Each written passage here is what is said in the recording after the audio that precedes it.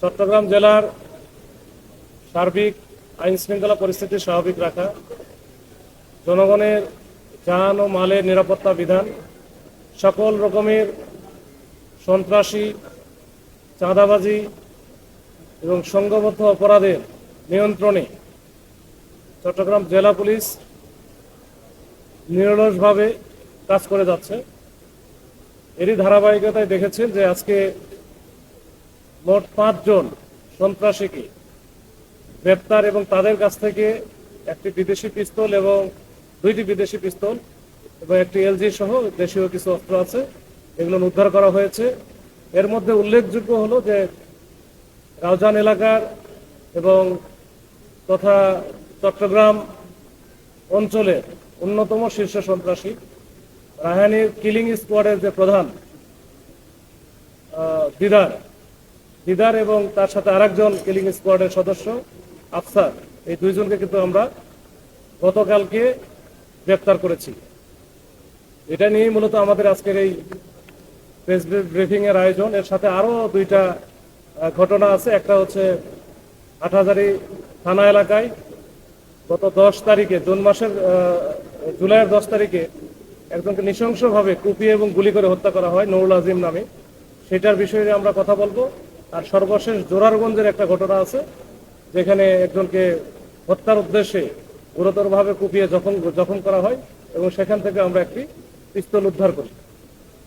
তো এই 3টা বিষয় নিয়ে মূলত আমরা একটু ছোট করে বলবো। প্রথমেই আমি রাউজান এলাকার যে আলোচিত যুবদল নেতা মাসুদ চৌধুরীকে হত্যা করা হয়েছিল গত 14 জুন। আপনারা জানেন সেখানে তাকে পাহাড়তলি এলাকায় প্রকাশ্য দিবালোকে দুপুরের দিকে, দুপুর আনুমানিক 12টা বা 12:15টার দিকে কয়েকজন সন্ত্রাসী এসে প্রকাশ্যে একেবারে শত শত লোকের সামনে গুলি করে হত্যা করা হয় এবং সেই ভিডিওটা সব দিকে ভাইরাল হয়ে যায় এবং সেখানে কয়েকজনকে 4-5 জনকে অস্ত্র হাতে গুলি করতে দেখা যায়। সেই অস্ত্র হাতে যাদের গুলি করতে দেখা যায় এদের মধ্যে 2 জন ছিল এই দিদার এবং আফসার, যাদের হাতে একজনের হাতে পিস্তল ছিল আর একজনের হাতে এলএমজি টাইপের ছিল। তো এই 2 জনকে কিন্তু আমরা আজকে গ্রেপ্তার করেছি। এই দিদারের নামে মামলা আছে, প্রায় 13টার মতো মামলা আছে। আফসারের নামে ওরকম 8টার মতো মামলা আছে এবং সেগুলো সবই মোটামুটি হত্যা থেকে শুরু করে চাঁদাবাজি, সন্ত্রাসী বা অবৈধ অস্ত্র আইনে মামলা আছে এবং এগুলো তারা করে থাকে সাধারণত চট্টগ্রাম মহানগরী এলাকা থেকে শুরু করে রাউজান, রাঙ্গুনিয়া, ফটিকছড়ি, হাটহাজারী এই এলাকায় তাদের মূলত আধিপত্য।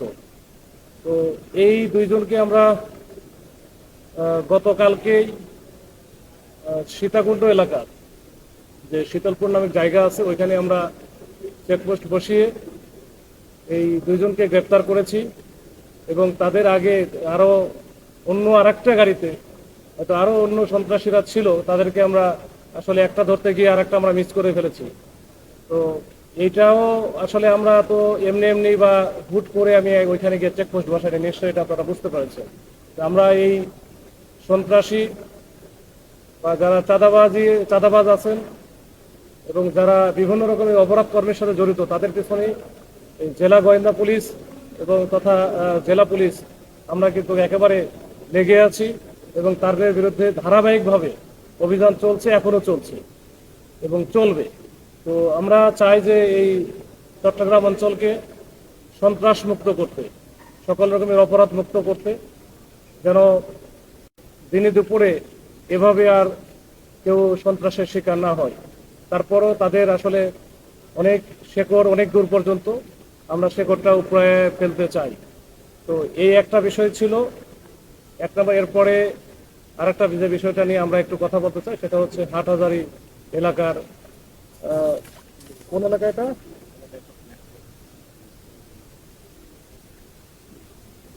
মেখল ইউনিয়ন। হাটহাজারী এলাকার যে মেখল ইউনিয়ন, এখানে নুরুল আজিম নামে একজন ব্যক্তি ছিলেন। উনি স্বাভাবিকভাবে তার সাংসারিক কাজকর্ম করে থাকেন। তো তার সাথে একটা বিরোধের জের ধরে, তাদের পারিবারিক একটা বিরোধ এবং সেখান থেকে একটা বড় বিরোধের জের ধরে ওইখানে আবার একটা সন্ত্রাসী আছে একজন না কয়েকজন, এর মধ্যে একজন হচ্ছে অন্যতম হচ্ছে আরেকজন দিদার, তার নামও দিদারুল আলম, এবং তার সাথে আরেকজন আছে মোর্শেদ ওরফে আকিল। এই মোর্শেদ ওরফে আকিল এই দুইজনে কিন্তু খুবই দুর্দর্শ।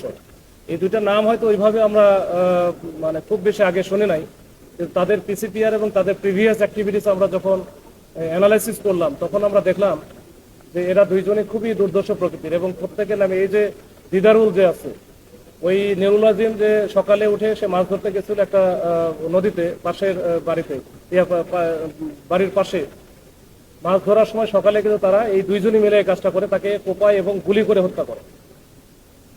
তো এই দিদারুল আলমের আমরা পিসিপিআর যাচাই করে দেখলাম যে তার নামে 6টা শুধু সাজা ওয়ারেন্টি আছে, যেটা কোর্ট থেকে বিভিন্ন মামলায় সাজা হয়েছে, এরকম 6টা সাজা ওয়ারেন্টি আছে।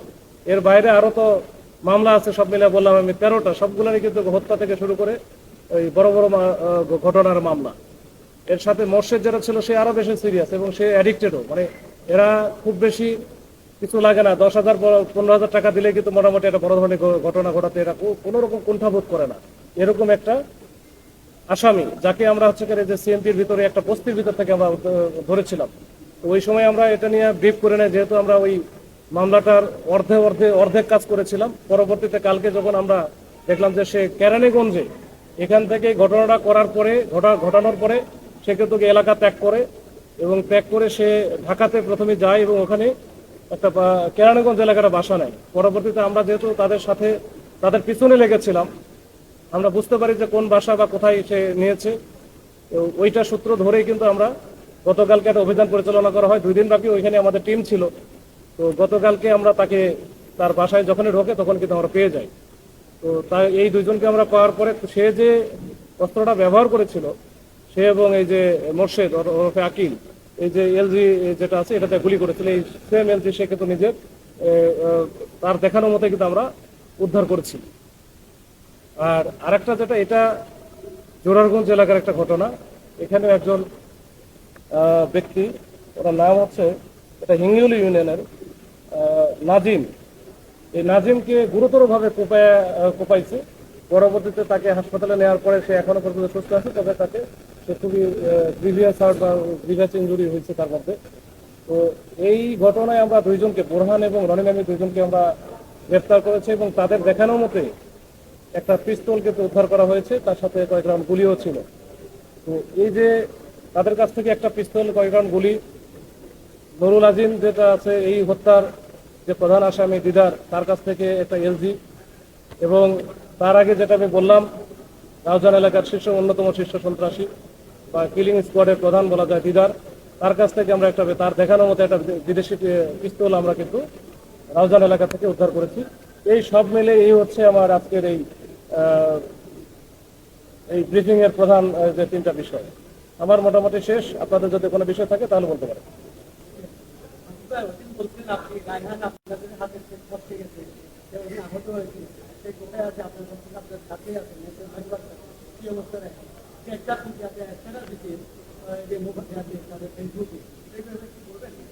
না, ও এখন কোথায় আছে আমরা জানি না, এটা যতক্ষণ না পর্যন্ত তাকে আমরা না পাচ্ছি। তবে আমরা সোশ্যাল মিডিয়ার মাধ্যমে আমরা একটু দেখেছি যে সে ওই নোয়াখালীর কোম্পানিগঞ্জে, আমি এর আগে যেটা তথ্যটা দিয়েছিলাম যে ওখান থেকে আমাদের কাছ থেকে পালায় যেতে সক্ষম হয়েছে, যে কোনোভাবে হোক, আল্লাহ রহম করছে পারে। তো ওইখানে ওই স্ট্যাটাসে সে অবশ্য ধন্যবাদ জানাতে ভুলে নাই, সে ওইখানে আমাদের নাম লিখে কিছু প্রশ্ন করেছে, এবং সাথে সাথে নোয়াখালীর কোম্পানিগঞ্জের যে রংমালা এলাকা, যে এলাকার কিছু অসৎ লোক, আমার মনে হয় কিছু লোক যারা তাকে সহযোগিতা করেছে, তাকে আশ্রয় দিয়েছে, পুলিশের কাছ থেকে লুকিয়ে রাখছিল। আমরা ওইখানে অভিযান দেওয়ার পরে 5 ঘন্টা মানে চিরুনি অভিযানের মতো করছি, তারপরেও পাইনি। কি কারণে? ওই এলাকার কিছু দুষ্ট লোকজন তাকে সহযোগিতা করেছে। আমি জানি না তারা জেনে করলো না জেনে করলো, তবে তাকে সহযোগিতা করার কারণে এই যে সে কিন্তু তার স্ট্যাটাসে তাদেরকে ধন্যবাদ দিতে কিন্তু বলে নাই। সে ধন্যবাদ দিয়েছে যে তাকে নিখুঁতভাবে তারা আশ্রয় দিয়ে তাদের পুলিশের হাত থেকে বাঁচাইছে। তো যাই হোক, এটা আল্লাহ রহম করছে, তাকে সে পুলিশের কাছ থেকে বেঁচে গেছে। এখন আমরা আমাদের কাজ আমরা করব, তাদের কাজ তারা করবে। না, নোয়াখালীবাসীর আসলে এরা তো এর সাথে সবাই জড়িত না, দেখা গেল 1-2 জন হয়তো বা এই কাজটা করেছে। আমি আবার এটাও লক্ষ্য করেছি যে ওখানে ভয়েস অফ কোম্পানিগঞ্জ নামে একটা পেজ আছে সেই পেজ থেকে কিন্তু তারা এটার ব্যাপারে প্রতিবাদ জানাইছে এবং বলছে যে এই ব্যক্তিটা, যে ব্যক্তি এরকম একটা শীর্ষ সন্ত্রাসী, যে মানুষকে দিনে দুপুরে হত্যা করতে কার্পণ্য বোধ করে না, একের পর এক হত্যা করে যাচ্ছে এবং ত্রাসের রাজত্ব কায়েম করেছে, সেই লোকটাকে যারা আশ্রয় প্রশ্রয় দিল তাদের ঠিকানাটা তারা জানতে চায়। আসলে ঠিকানা তো আমরাও জানি না, এটা আসলে আমাদের খুঁজে বের করতে হবে, অনুসন্ধান করে জানতে হবে যে এই ব্যক্তির আসলে কে ছিল। তো এটা কিন্তু সকল কোম্পানিগঞ্জবাসী বা নোয়াখালীবাসী তারাও কিন্তু প্রতিবাদ করছে। তো এর মানে এই না যে একজন প্রশ্রয় দিছে বা আশ্রয় দিছে এর সাথে অন্যরা জড়িত। গতকালকে আমরা নিয়ে আসছি, আমরা আসলে গতকালকে অনেক ঝামেলার মধ্যে ছিলাম। এদিকে এই আপনারা দেখেছেন যে আরো বড় অভিযানও ছিল আমাদের। আমরা ওইভাবে এখনো আমরা 10 দিন রিমান্ড পেয়েছি 2টি মামলায়।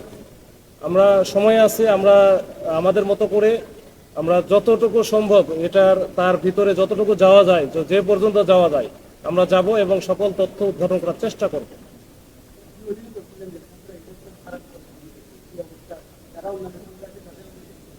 ওই যারা অন্যান্য সন্ত্রাসী যারা আছে তারা হয়তো বুঝতে পারতেছে তাদের আসলে ওই ঘুম কিন্তু নাই, তারা বাড়িতেও নাই, আর আশেপাশে যেখানে একটু থাকতো সেখানেও নাই। তার মানে তারা জেগেই আছে, ঘুম তো নাই, আপনারও ঘুম নাই, আমার তাদেরও ঘুম নাই, আমারও নাই।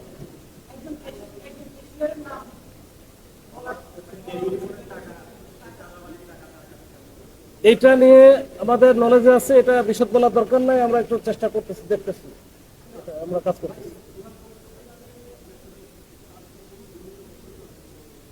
দলীয় আমি আরেকবার বারবার বলি, যারা সন্ত্রাসী, যারা চাঁদাবাজ, যারা মানে বিভিন্ন রকমের অপরাধী, তারা কিন্তু ওই দলীয় লেভার ধরে হয়তো করতে পারে, কিন্তু দলীয় বা রাজনীতির সাথে কিন্তু ওই যে এর কোনো সম্পর্ক নাই।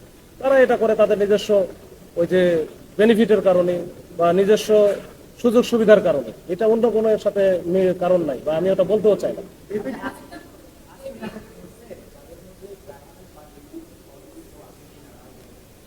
আচ্ছা আমি বলি, ডেভিড ইমনের সহযোগী ডেভিড ইমন যেটা, রায়হান এবং ডেভিড ইমন বা এই গ্রুপের সাথে চমৎকার সম্পর্ক এবং এরা একসাথেই কাজ করে।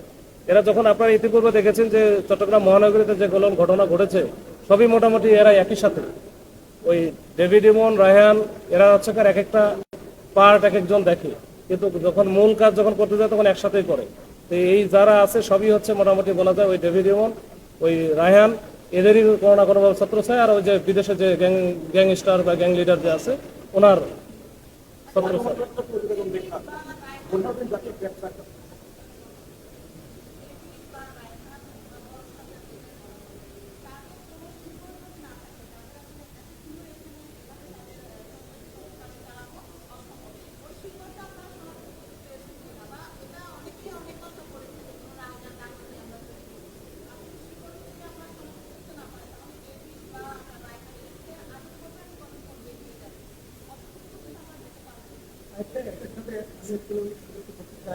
এই যে তারা বিভিন্ন সময়ে যে অস্ত্রের মামলা দেখিয়েছে, এই অস্ত্রের ভান্ডারের কোনো আসলে এটার ওদের যে সিস্টেম, ওই যে আমরা যেমন যে ওই আগে জঙ্গি গোষ্ঠীদের যে সিস্টেমটা দেখতাম, ক্লাস্টার সিস্টেম, যে একটার সাথে আরেকটার সাথে কিন্তু খুব মানে কাট অফ থাকে, কাট অফ সিস্টেম বলে, যে আপনার যদি মেইনটা ধরতে না পারি বা ওই জায়গা পর্যন্ত না যাইতে পারি তাহলে কিন্তু ওই যে ওদের যে ভান্ডারগুলো এটা কিন্তু আমরা খোঁজ পাবো না এবং ওইটা পাওয়া খুব কঠিন। এর আগে যারা দেখেছেন যে সেটাও আমরা ধরার পরে সাথে সাথে এটা ব্যাপক প্রচার প্রচারণার কারণে ওটা থেকে আমরা বঞ্চিত হয়েছি বা আমরা ওটা কাজটা করতে পারি নাই। আবার এইটার ক্ষেত্রেও ঠিক তাদের যে উপরের যে লেয়ারটা আছে, বিশেষ করে যে রায়হানের যেটা, তো ওইটাকে যেহেতু আমরা এখনো টাচ করতে পারি নাই বা আমরা আইনের আওতায় নিয়ে আসতে পারি নাই, ওই জন্য এই বিষয়টা আমাদের আন্ডার ইনভেস্টিগেশন আছে এবং আমরা চেষ্টা করতেছি। এখন ধরার পরে এটা করব না তার আগে আমার পারবো, এটা আসলে ডিপেন্ড করতেছে অনেক কিছু বিষয়ের উপরে। সেটা আমরা আমাদের মতো করে ইনভেস্টিগেশন করে আমরা এটা চেষ্টা করব।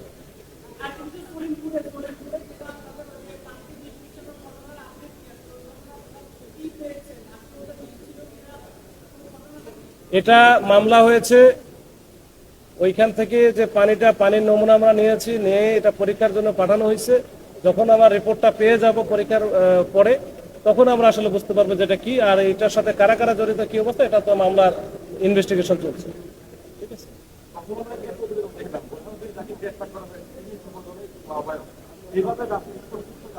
কে সেটা কে?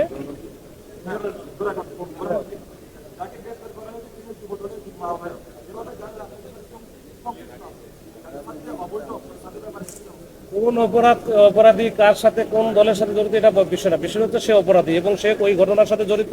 আমরা ধরে নিয়ে আসি, আমাদের কোনো বাধা নাই বা কেউ বাধা দেয়ও নাই, দিবও না।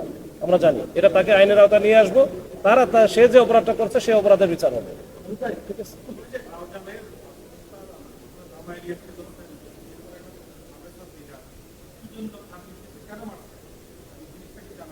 এটা এটা এটা এটা এটা যে বিষয়টা আছে এটা তো আন্ডার ইনভেস্টিগেশন। ওইটা এখনই বললে আবার এটা খারাপ হবে। আবার আমরা চেষ্টা করতেছি যেন কোর্টে গিয়েও তারা এই জিনিসগুলো বলে। তো এটা হলে তখন আমি হয়তো বলতে পারবো, তার আগে বলাটা কঠিন হয়ে যাবে। আমরা দেখতেছি এটা এখনই বলার সময় আসে না।